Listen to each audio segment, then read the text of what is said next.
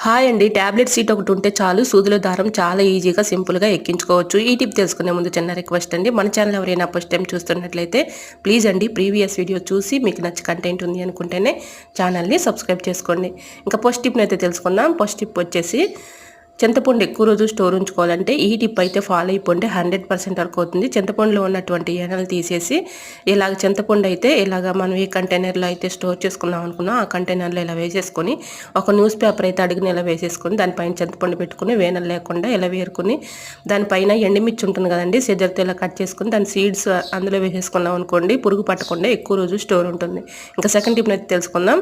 సూదులో దారం ఎక్కించాలంటే ఒక టాబ్లెట్ సీట్ని ఇలాగా ఎడ్జులు కట్ చేసేసుకొని దీన్ని ఒక ఘాట్ లాగా సిజర్ పెట్టి కట్ చేసుకొని దానిలో థ్రెడ్ పెట్టేసి చక్కగా నీడిల్లో పక్కగా జరిపేసి ఇలాగా చక్కగా ఎక్కించుకోవచ్చండి. ఈ విధంగా ట్రై చేయండి. నీడిల్లోనికి థ్రెడ్ అయితే ఈజీగా ఎక్కుతుంది. వీడియో నచ్చితే లైక్ చేయండి. Thanks for watching.